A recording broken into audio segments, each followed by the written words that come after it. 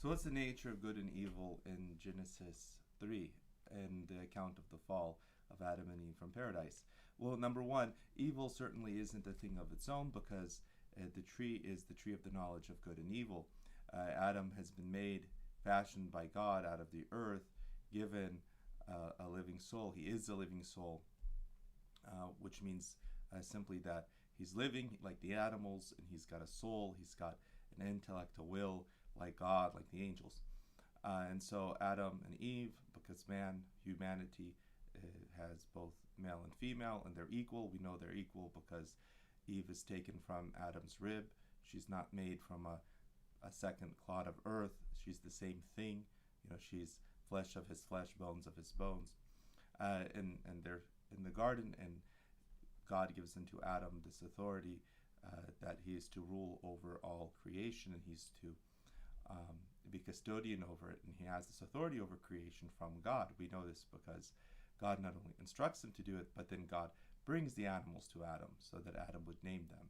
And that shows that Adam has from God this authority over the creation in the midst of which he's been put, over that which is in the garden. That also means that Adam has not just an intellect, which makes him superior, because an intellect means he has an immaterial soul. So nephesh, nosha, the word that's used, that's translated as soul when it says living soul, it points to Adam having an immaterial soul. Like the angels, like God, he has an immaterial soul. He has an immaterial aspect about him. And then he also has this material aspect, the living part, the animal part of a human being. So he can categorize things, he can name them. He has that ability to exercise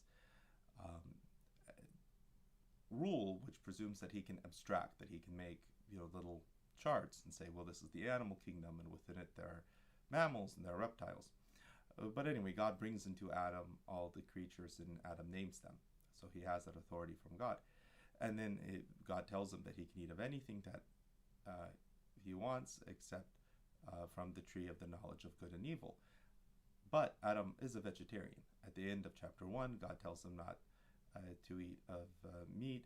And in chapter 2, it's written in such a way that Adam is to eat of any of the fruits of the trees, and that he has authority over the animals.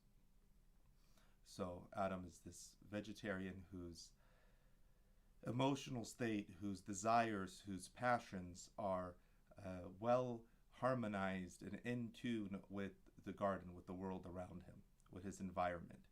He's set up to be very natural in his environment.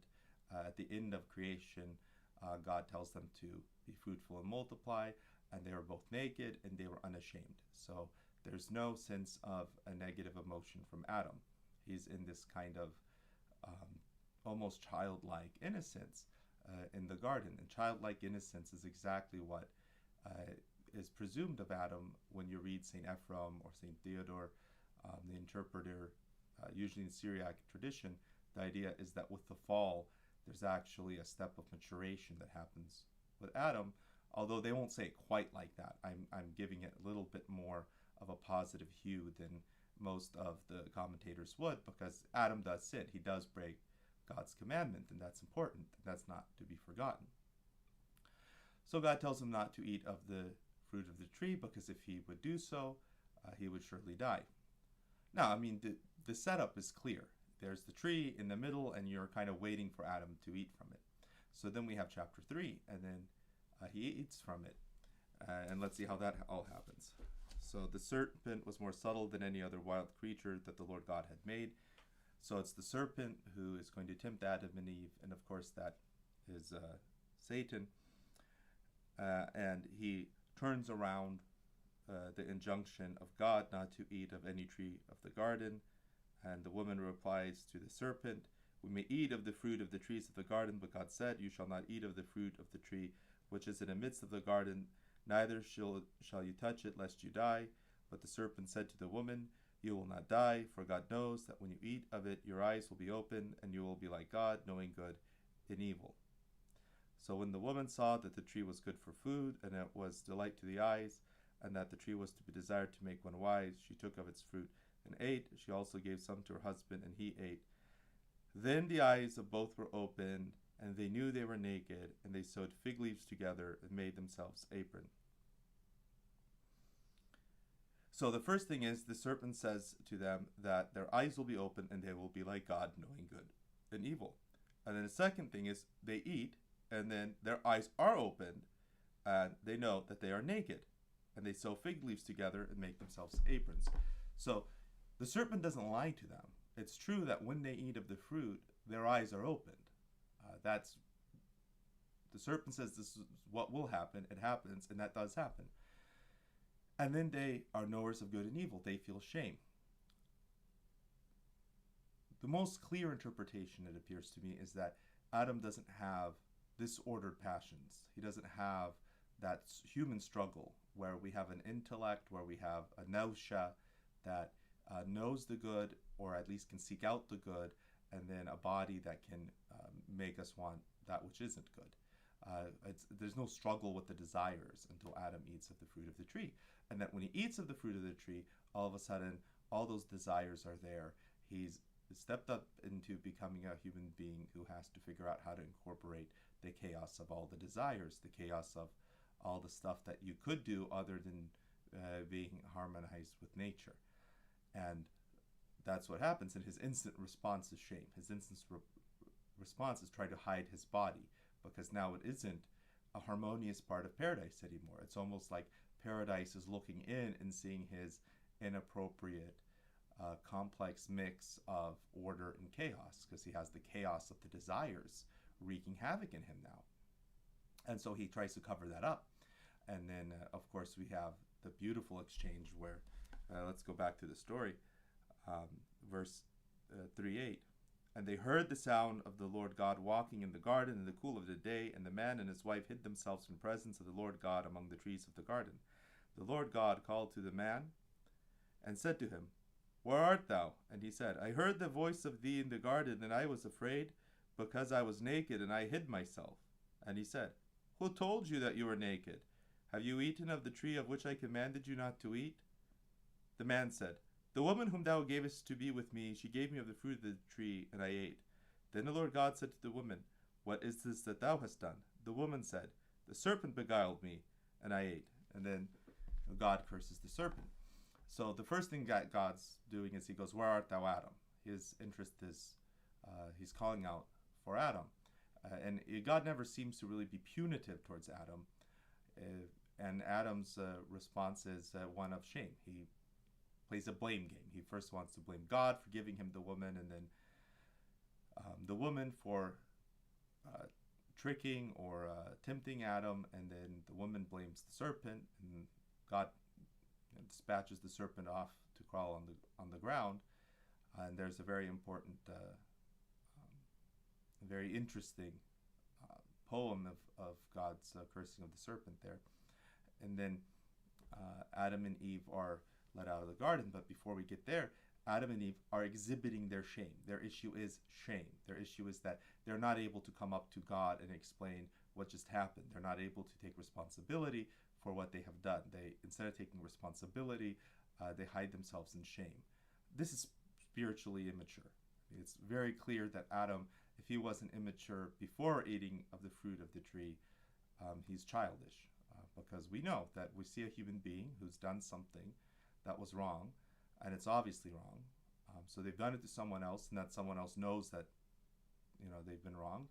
And then the person who did the wrong thing doesn't go and account for it and set things right.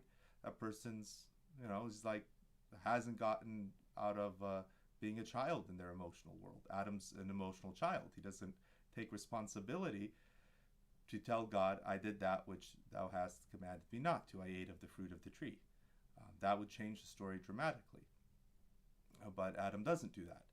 And so you have this emblem of the very first kind of baby spirituality, which is just to see one's chaotic emotions, their chaotic instincts, their ability to destroy, their ability to wreak havoc as a human being, and then just to collapse into shame. And so then God says to Adam, Well, first he speaks to the woman. He says to the woman, and this is 3:16, to the woman he said, I will greatly multiply your pain in childbearing. In pain you shall bring forth children, yet your desire shall be for your husband, and he shall rule over you. And Adam, he said, because you have listened to the voice of your wife, and have eaten of the tree of which I commanded you, you shall not eat of it. Cursed is the ground because of you. In toil you shall eat of it all the days of your life. Thorns and thistles it shall bring forth to you, and you shall eat the plants of the field. In the sweat of your face you shall eat bread till you return to the ground, for out of it you are taken. You are dust, and to dust you shall return. The man called his wife's name Eve, because she is the mother of all living. And the Lord God made for Adam and for his wife garments of skin, and clothed them. So, the mark of the fall is that Eve is going to have pain in childbearing, and to Adam that he's going to have pain in working for his food, and that the ground will bring up thorns and thistles. And this marks that state of a human being as having to work out his salvation, as to having to work out his shame, into having to work out his broken desires through physical work. He's going to have to experience change and difficulty in life. And then this is exactly what you have to do in order to get over your immaturity, is you have to experience the thorns and thistles of life. It's very interesting that childbearing and painful childbearing is depicted as that which is the woman's mechanism of salvation. And I'm tying this into what St. Paul says about women being saved through childbearing, that through bearing children, through taking that responsibility and the pain that comes at the outset of that responsibility, the woman herself is saved. And it's not saved because God is out there, to destroy Adam. God's never out there to destroy Adam. He says, Adam, where art thou? God's trying to get Adam to make himself, to cooperate with God and make himself, Adam, worthy of being in paradise. And the only way he can do that now that he has the knowledge of the tree of good and evil is he has the evil, he has the shame, he sees that brokenness, but he also has to see the good, which is the capacity to take the brokenness and restore it to order. Remember, God gave Adam authority, and that means to something like Adam that can think and make its own decisions and has a will, is not just instinctual, but is abstract, is a living soul, has an immaterial soul. Giving him authority means he can both destroy, but he can take destruction and put it back into order. He can cooperate with God. He can give back to God that which God gave him. So, it's Adam, you broke it, now you got to fix it. What is it? It's the human condition. So, it means that humanity, through its toil, through its experience of brokenness, can bring back order. And that's what its job is. And of course, Christ Jesus becomes the ultimate mechanism to do that at the highest level. But, the whole Old Testament has these elements throughout it, and there's something about it that's at the core of everything it is to be human. That restoration of order out of brokenness. And notice the last lines that God says to Adam. Adam calls his wife name Eve, and then the Lord God made for Adam and for his wife garments of skins and clothed them. So he clothes Adam and Eve in the garments of skins of animals. Adam was not eating animals in paradise, and now he's going to be wearing them. The wildness of the world has come in on them. They're no longer in the garden. They're no longer protected by their own nature being at one with the nature of the garden. They're now going out in the world where they're the animals that they named. That it's almost like pets, right? You have that image when he's naming the animals. That harmony that he has with them has been broken, and he's wearing their skins. And right before that line, just so we can close the gate of paradise, 3:22, then the Lord God said, behold, the man has become like one of us, knowing good and evil. And now lest he put forth his hand and take also of the tree of life and eat and live forever. Therefore the Lord God sent forth from the garden of Eden to till the ground from which he was taken. He drove out the man, and at the east of the garden of Eden he placed the cherubim and a flaming sword which turned every way to guard the way to the tree of life. So God wants to put distance between Adam and the tree of life. Why? Because Adam's now a knower of good and evil, but he isn't yet knowing how to transform the evil into good. He doesn't know how to make that shift yet. And if he doesn't do that, and he has immortality, then he has an immortal mix of the good and the evil. That's not good. But once he learns to do that, and that's Jesus Christ, who takes on the evil of mankind, right, on the cross, and physically his body bears the marks of nails, of thorns, of a spear. He's taken on human evil, and he transforms it into the order of divine creation. He mourns for those who crucify him. Lord, forgive them, for they know not what they do. So Christ is restoring that evil into its good form, because evil doesn't exist. I mean, that's at the core of this, right? God makes this tree that bears fruit that is the knowledge of good and evil. How does God create evil? Well, God doesn't create evil. He creates a fruit that the knowledge, you eat of it, and you're capable of it. You know, you're capable of experiencing evil. Why? Because evil doesn't exist itself, right? Evil is found in something else. It's a rottenness. It's like apples are an existing thing. You know, rottenness of an apple, that's just the state of decay. It's not a substance. Evil isn't a substance, right? Satan isn't an evil substance. He's a good substance. He's an angel who acts wrong. What he is good, because what he is not even written in time. It's written by God outside of time. It's what God desired for him to be. And that's always what he is. Except how he lives what he is evil, right? He is an angel who lives out his angelicness in an evil way. Adam's not that. He doesn't decide to just live it out in a malicious way. There will be sons of Adam. There will be people who decide to become malicious, who have that kind of satanic embrace of wickedness. But Adam's not like that. There's some both immature, like St. Ephraim picks up on, but also this kind of moral, neutral aspect to Adam. He's almost too immature to be really at the level of a knowing worker of good or evil. So Adam is drawn out. And why does God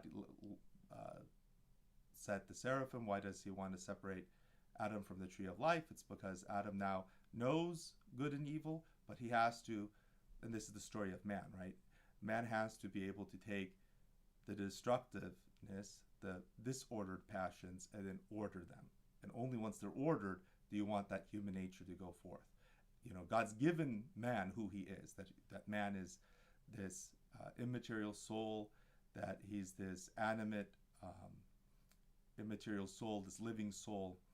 So he shares with God authority, the ability to control nature around him, the ability to make decisions, to be a lawgiver, to live according to law, everything that it means to be human.